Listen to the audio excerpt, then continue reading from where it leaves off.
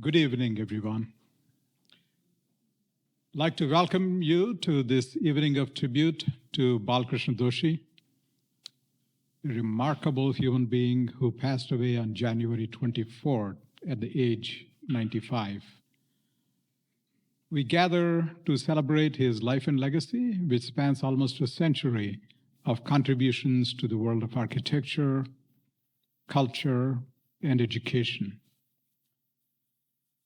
Doshi's passing leaves an immense void that cannot be filled, and we mourn the loss of such an extraordinary individual and a friend within the BAC's global community.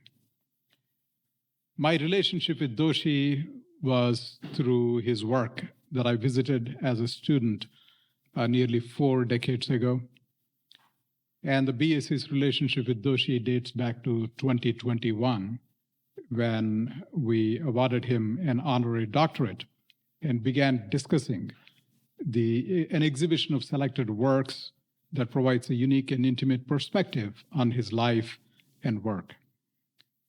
The first episode of Back Channel with Mahesh Das was recorded during the pandemic, featuring Doshi, when he had expressed his hope to visit the BAC and participate in the exhibition activities. I truly treasure my conversations with him over the last 2 years. The BAC commissioned exhibition was the last major work he was involved in, and I learned we were in his thoughts and heart until a few days before his passing. And I'm sure his spirit continues to be present here with us at the BAC. We are deeply grateful for the sponsorship and support provided by the Commonwealth of Massachusetts. We could not have made this exhibition and the events possible without the sponsorship and support of Safdie Architects and Moshe Safdie personally. We are honored to have two of Doshi's longtime friends and collaborators sharing their perspectives with us this evening. Moshe Safdie, a legend who needs no introduction, and we are grateful for his unwavering support. And this evening is significant not only because of the special connections between Doshi, Safdie, and Nader Ardalan dating back 6 decades when they worked together in developing the Habitat Bill of Rights, but also because of their shared connections to the BAC community. Let us invite Moshe Safdie to share his thoughts with us. Moshe.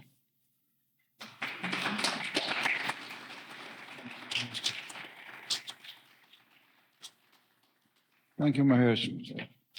I thought I'd make this kind of personal and just share with you many memories that Doshi and I had together. I'd say our lives were intertwined. I begin by saying that. I met Doshi pretty precisely to the day 60 years ago. I was an apprentice in Khan's office, and he arrived to work with Khan, inviting Khan and work with him on the Institute of Management in Ahmedabad.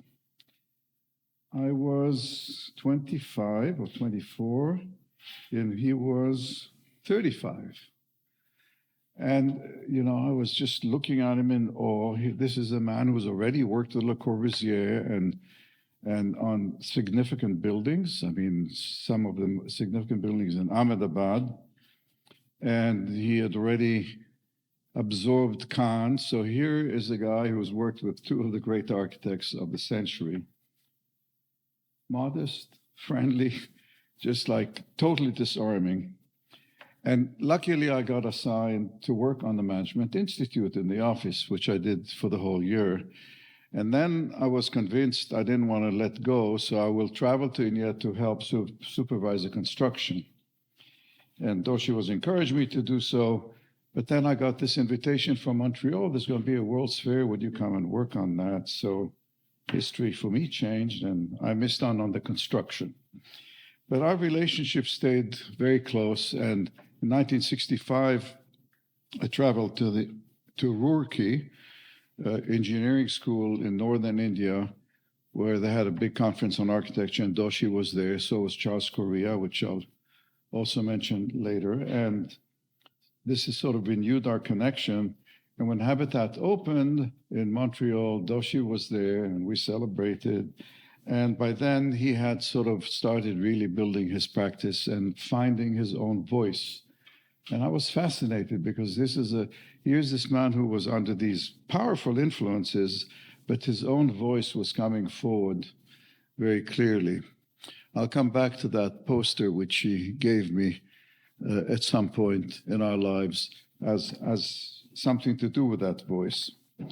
But I'll move to tell you about another one of the things we had collaborated on.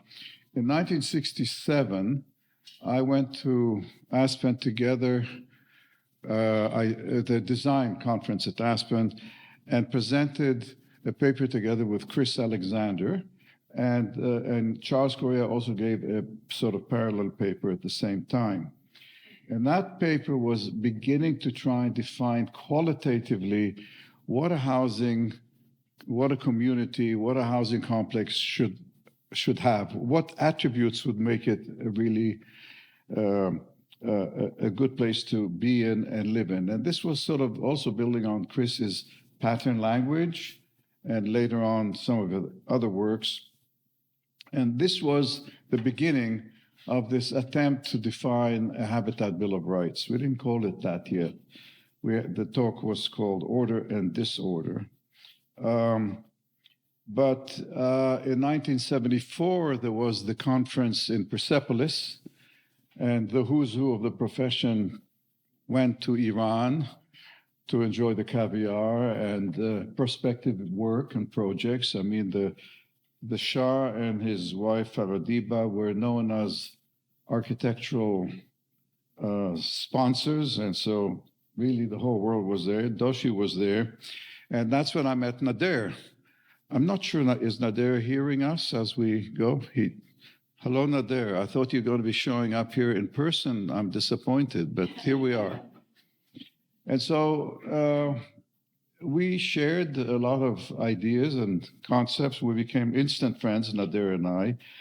And, I shared with him this idea of some kind of a housing code, and we started talking about it. And we realized that actually it would need to be broadened in terms of its authorship and also in terms of its sponsorship. At some point, we needed to get some sponsor for it, but expand its authorship. And that when we decided, after some discussion, we invited José Luis Sert, Candilis from France, and Doshi. And there was a good reason for each. Candilis was Team 10, who was a voice that was emerging as a sort of critique of Siam.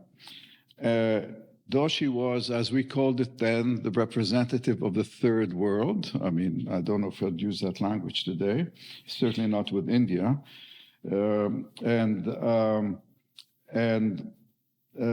Doshi, Candilis, and who am I missing? Sert.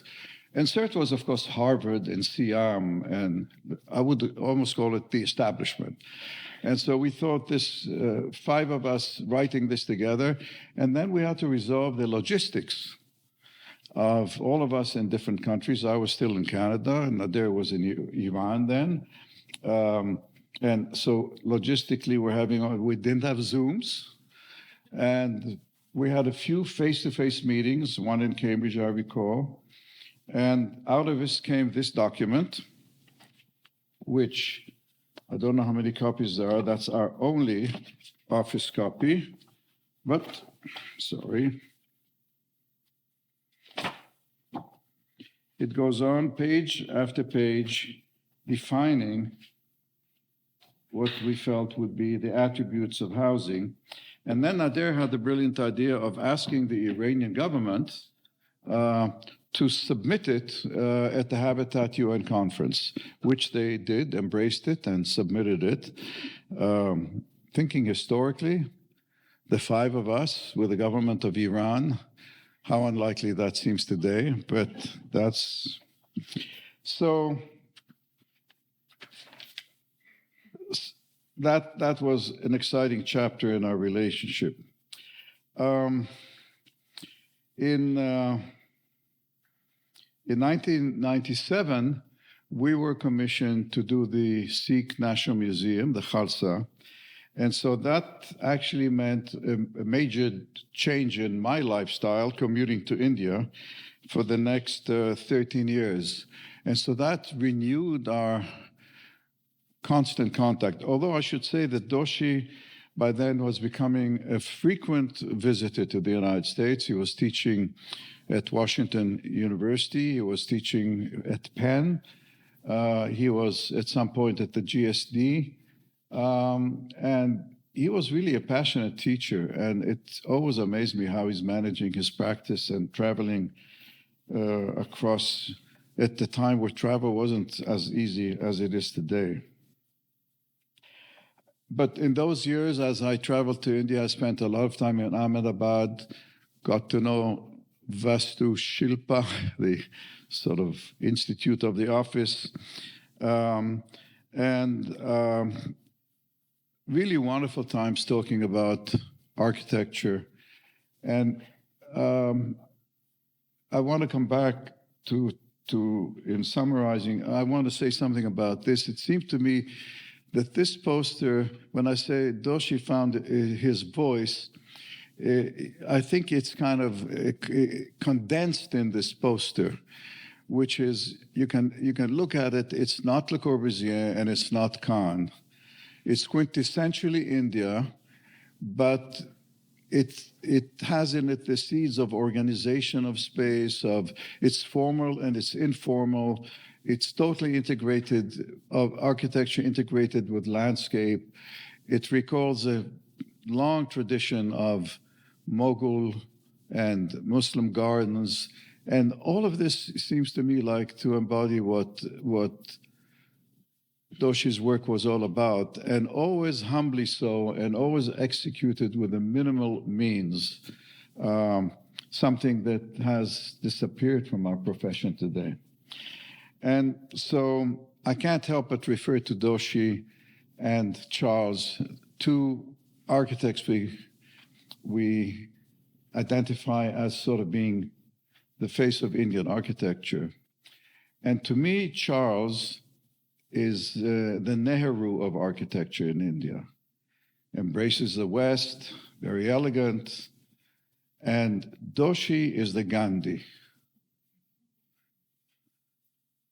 Modest, earthy, compassionate, and to me, he's the architecture of compassion. Thank you.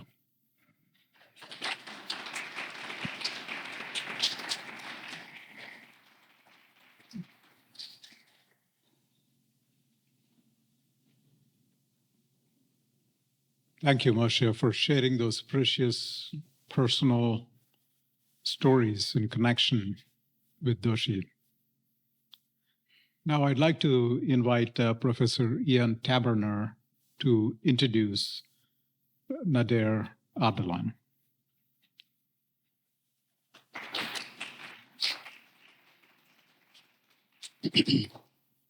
Thank you, Mahesh.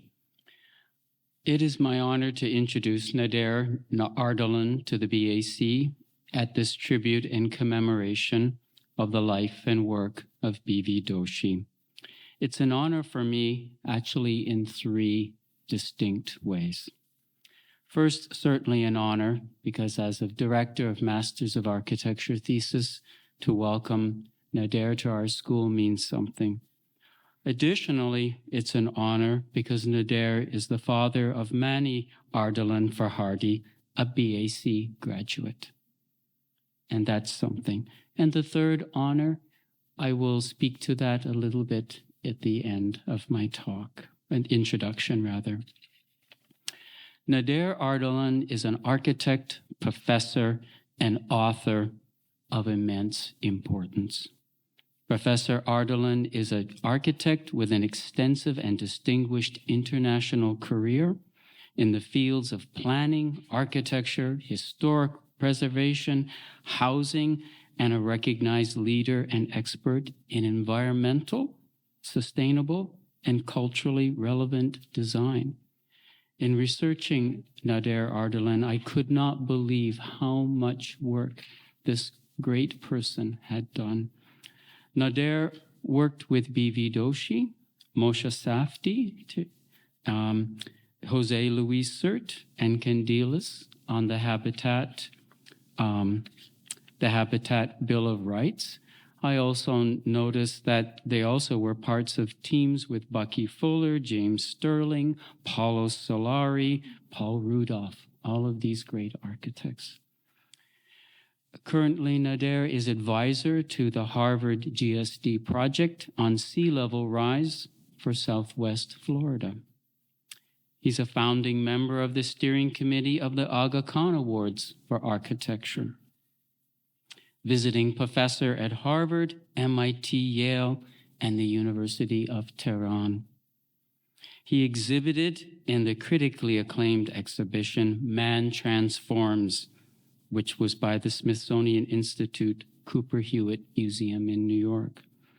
But he's co-author, for me, most important, co-author of the book, A Sense of Unity. This book has immense importance to me.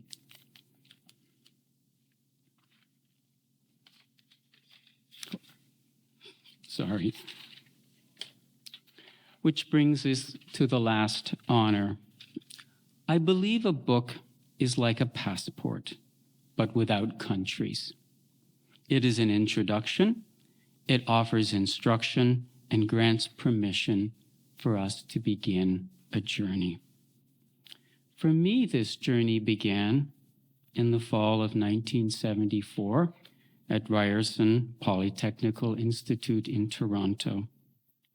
My professor, Robert Greenberg, originally from the Bronx, as all great, Ryerson wasn't the school that it is today. Ryerson was kind of not at the university level as Waterloo, Toronto, McGill. But Ryerson was kind of a loosely run school, and it was full of young, great professors, mostly from United States, mostly rather choosing to travel to Canada rather than to travel to Southeast Asia, for those of you that remember that time. And Robert Greenberg said, it was Design 1, there are 2 books you must purchase. One, Darcy Thompson on Growth and Form, and the second one, A Sense of Unity by Nader Ardalan. These books, based on geometry, would begin to affect my work at that time. From Ryerson, I would travel to Pratt to complete my bachelor's. At Pratt, I studied with Ann Ting, Mimi Lobel, and Lou Goodman, who also were from Kahn's office. Also, Lou Kahn had edited this book, which I didn't know till recently. Pratt Institute would take me to work intern in the offices of Emilio Ambaz and I.M. Pei for many years, but I always tried to use the geometry, to insert the geometry in any way into our work. That would later take me to the GSD, and I would study with Robin Evans with geometry. What was interesting is at Ryerson, this was a required text. For Ann Ting's course, it was important to have it. And for Robin Evans, it was a reference. So wherever I went to school, this book followed me. So it's about a journey. And what I think is important is that this journey, which began for me nearly 50 years ago next year, has come full circle. And for me, it is such the greatest honor to introduce to you and to the BAC, Nader Ardalan, who for me helped begin my career in architecture and teaching. So please welcome Nader Ardalan. Thank you.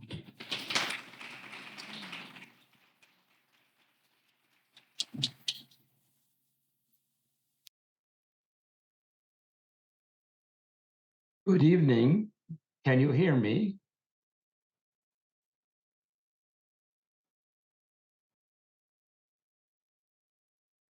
Good evening, ladies and gentlemen. I speak with you tonight from beautiful Naples, Florida.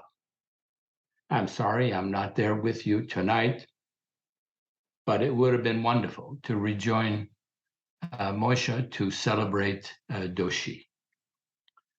I was delighted to receive from President Mahesh and Dean Nelson this kind invitation to the BAC to participate with my very close friend and colleague Moshe to help celebrate the life and special value of Doshi through recollections of a few significant encounters.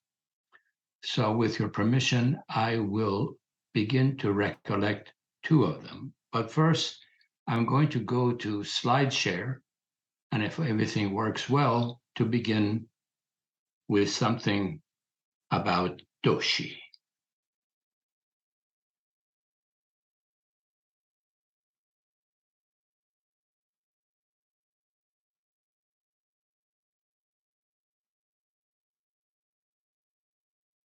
So I hope that you see this in the room. So a Doshi tribute, and there he is, really this wonderful man who stays with you because of the essential qualities that he brought to life, to his friendships, to his architecture. And so I'm going to speak with you first about, I met Doshi in Tehran when I was establishing my new firm of Mandala Collaborative in 1972. And by using the word mandala, you can understand that I had a deep appreciation already in me about India. And really, the mandala is a form of reintegration. And that's what I hoped our office would do about philosophic ideas and people. Now, at that time, trained Iranian draftsmen and architects in Iran were a rare commodity. So I wrote to Doshi asking if he could recommend some young Indian architects who might be interested to work in our firm.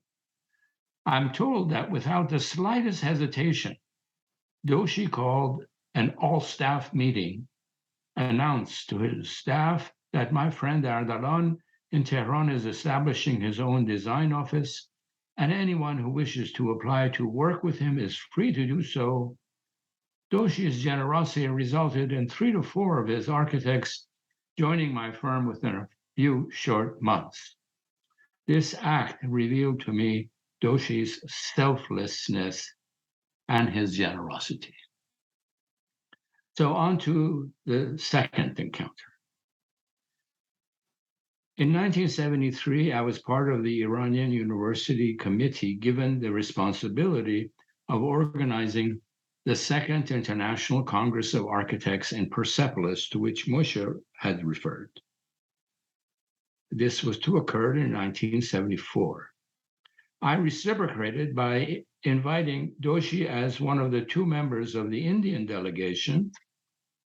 I also had the pleasure to invite Moshe Safdie, whom at that time I had not met, but of course his legend had spread to all of us.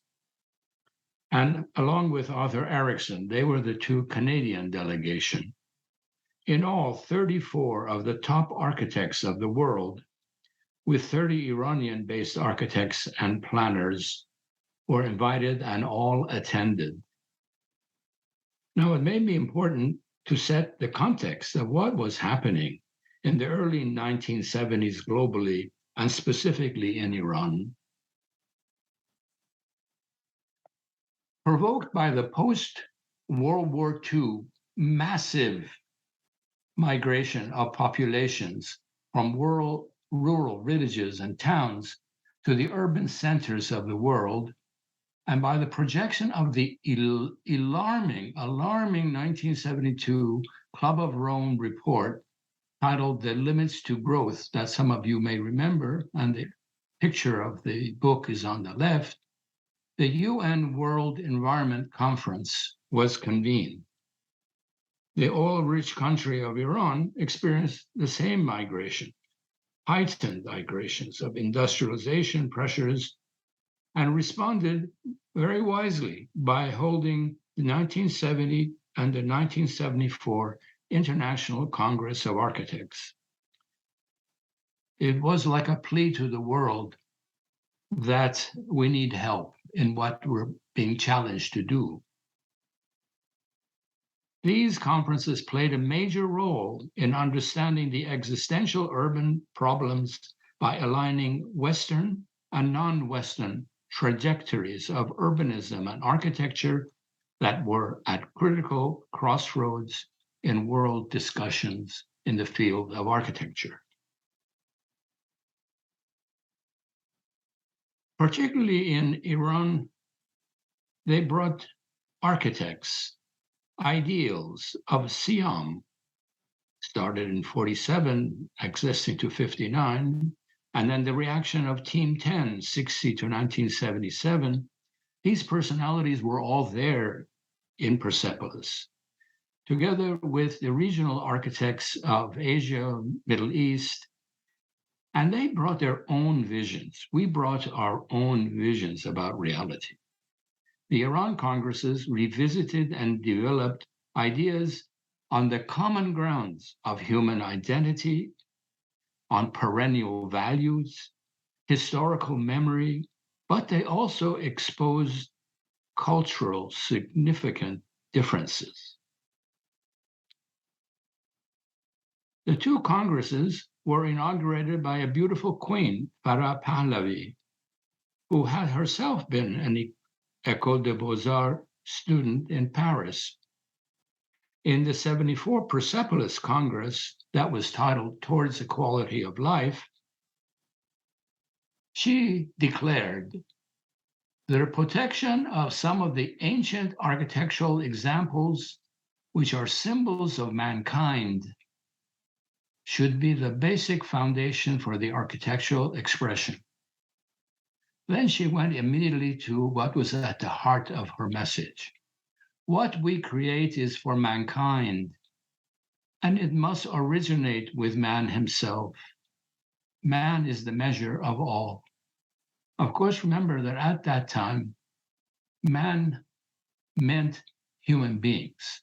It was not at all specific to one gender. Now, I'd like to say a little bit about two wonderful friends. Moshe had a very nice long presentation, very, very appropriate. Here's a little clip of what he said. I share the fear of the indiscriminate absorption of Western values in a country such as yours, and of the damage which can be done by this kind of indiscriminate absorption. There you see a very young Moshe. I don't know how many of you remember that Moshe. I certainly do. And another wonderful, thoughtful person was, of course, Doshi. He called his values and scales musings in architecture. He mused, our conflict is within our ideals.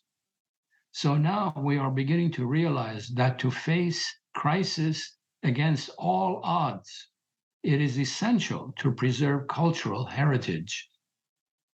And culture is made of values, material and spiritual, measurable and unmeasurable. So the respective positions of these two pivotal congresses were accommodated in the 1974 Persepolis Declaration that mandated what in time wound up being the Habitat Bill of Rights. But let me read to you the mandate that came from the entire group of 60 to 80 that were at the conference. Through research studies, a code of human habitat should be developed with such procedures and strategies necessary to the achievement of principles essential to the creation of a wholesome, balanced, and equitable habitat. This code should be so prepared that it may form a working tool suitable for use by all decision makers involved in the shaping of the human habitat in time and place. So here you have Dean Jose Luis Sert, my dean when I was at school at JSD, longtime friend Moshe, longtime friend still within my heart, Doshi, and George Candilis. I'd like to go in a little bit more than Moshe did with regards to what was included in this. It began by scale. Our group decided from the very beginning that we must begin with the individual, with the human being, just as being admonished by the Queen, and that we should go from there to the dwelling of the family, and then the family within a cluster of dwellings, and then on to precinct, urban, and region. I want to just share quickly what we said about, for instance, dwelling. Each family dwelling must really have openings in two directions to permit cross ventilation and light, and then added to that a sense of space and time, the movement of the sun, the rising of the moon, all of these. And this came very much really from Moshe, which we all believe. Of course, when people read it, they said, my goodness, this is going to be a huge change to what we're designing. Because there were at that time many, many low-cost apartment buildings being built for people. And they were a big, long corridor with apartments on each end, viewing only in one direction, and then spilling immediately out into urban chaos. So this was demanding something. And still it remains to be realized how important this criteria is. I jump quickly to the idea of cluster. Clusters should be supported by communal facilities and amenities proportion to its size and location. We were interested in children's play areas, adult sitting areas, old people that could watch the children, gardening plots where you could plot and do a bit of gardening as recreation. And all of these things really to recognize that the car exists, but to also have a place and also access. Now I jump to the right-hand side. This is now Doshi speaking. Doshi said, gentlemen, we have to forget that most of the world is not in the same economic category as we are here sitting in Cambridge or in Paris or even Tehran. We really have to recognize different ways of life, social structures. So he recognized and developed what was called progressive standards. I give you an example. Minimal dwellings should be designed so that they may be progressively upgraded and enlarged. And the drawing that was done, because by the way, I want to touch on this idea of the mandate we were given. This should be a working tool. Most of the problems we have with criteria is that it's in words. People don't understand and grasp the idea, particularly for intangible aspects. But here it is on the diagram. You give a person 4 walls. That's all he needs for privacy and a roof. And then allow utilities maybe to come in when he upgrades. And then when he has children and the family begin, develop more rooms around the courtyard. And the privacy of that is always preserved. I was given the task to focus on Iran case study, although we all worked on everything together. But so here's an example. 1, sense of place.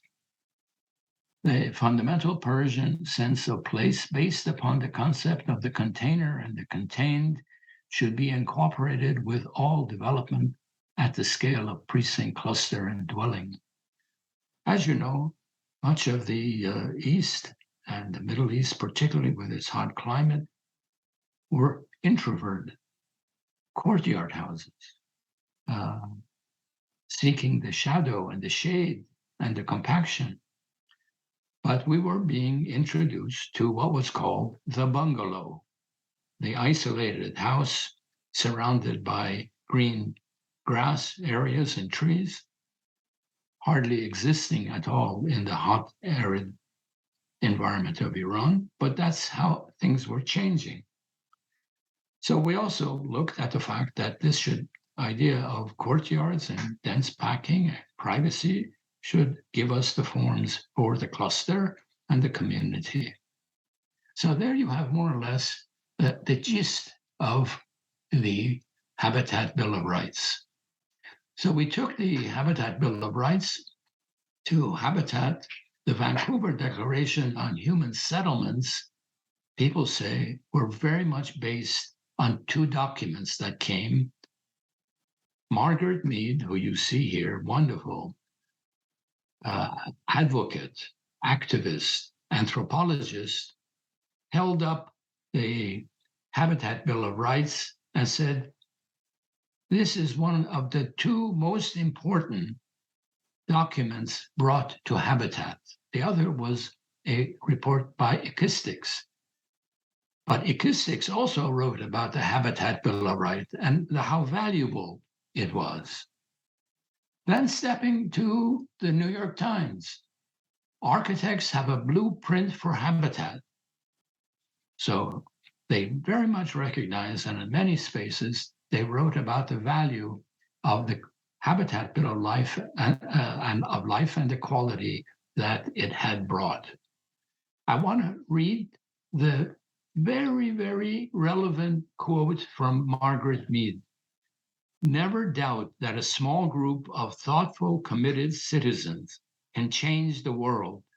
Indeed, it's the only thing that ever has. Now, I want to quickly say that this quest for equality of life hasn't ended. The 2023 UN work today that I'm involved with a wonderful group. Now the UN advocate has gone much into work that is being done in Toronto. And so looking at tangible and intangible indicators, what the UN has come up with as an idea is to take the 17 SDG of the UN Sustainable Development Guidelines, connected to the new urbanism agenda, and they have said these are some of the major domains. For the first time, the UN is now adding to social and economic environment, they add the word culture and also governance. Culture today still is unknown. Spirituality, the domain of the transcendent, is very anathema to the thinking of the bureaucrat. This is the challenge that now exists. Anyway, I want to wind up by saying that in 1990, Doshi took the Habitat Bill of Rights and developed it for India in a book called Towards a Humane Habitat. This is a little chart that represents some of his thinking there. I won't go into it, but it was very much supporting the climatic variations that should be demanded and the different structures and scales. So now I want to say, he took this, though. The genius of this man are these sketches, these Corbusian, Kantian sketches of the low-cost housing that he then won the Pritzker Prize for once it had been developed and built, called Arianya. And he developed a miniature of the typical street of what it would look like. And then he built these.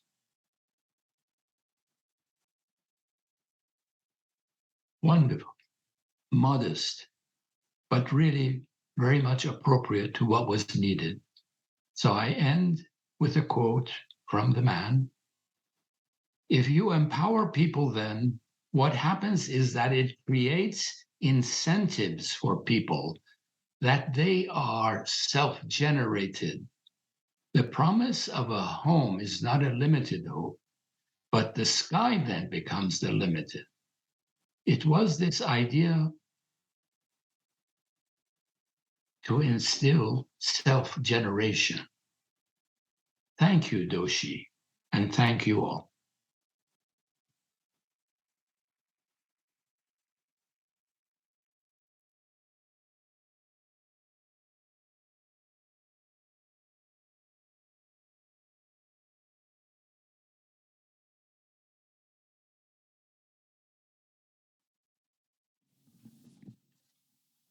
Nader, thank you so much for your in-depth presentation of the account of the origins and evolution and application of a Habitat Bill of Rights. And I think between Moshe's account of his interactions and it was clear a small group of committed designers and citizens of the world came up with something, a framework, an approach that indeed began to transform the world, be it with Moshe's work in housing that has a far-reaching impact, particularly as we move forward, and with Doshi's work that is currently on display. I think they provide models that are not only of the times, but also timeless, because they do speak to, address some of the basic, fundamental themes of being human: dignity, respect, identity, community, the collective, as well as the individual, and how to bring those into relationship. I think that's what is fascinating in what we have heard and seen in all of these accounts. And I think I was really taken by Moshe's framework of Charles Correa and Balkrishna Doshi as Nehru and Gandhi, which I thought I'm just completely taken by it because that so well explains their approaches, which are very different and yet complementary and perhaps necessary for India, a young country with a very long heritage, and I think developing the idioms that are necessary for it to flourish. I think also, as both Moshe and Nader have talked about the person that Moshe was, I'm sorry, the person that Doshi was. I think the humility and the sense of discovery and curiosity that was evident in Doshi's life and work, which is once again on display here at in the exhibition. I think that comes through in everything. His life was guided by serendipity. He was never fully formally educated, and that was his strength, because he was learning from everything and everywhere, and he was guided from opportunity to learn. And that continues to be the theme throughout his work, right? So in all of his projects, including the Aranya housing, or be it Indian Institute of Management in Bangalore, all of those are characterized by journeys, but not necessarily destinations. There's no one thing, but rather many things in discovery. So thank you, Moshe, and thank you, Nader, for really enriching and making this particular moment in time and creating this space for us to connect with, I think, the spirit of Doshi, and really engage us with the spirit of Doshi. Thank you so much. I really appreciate it.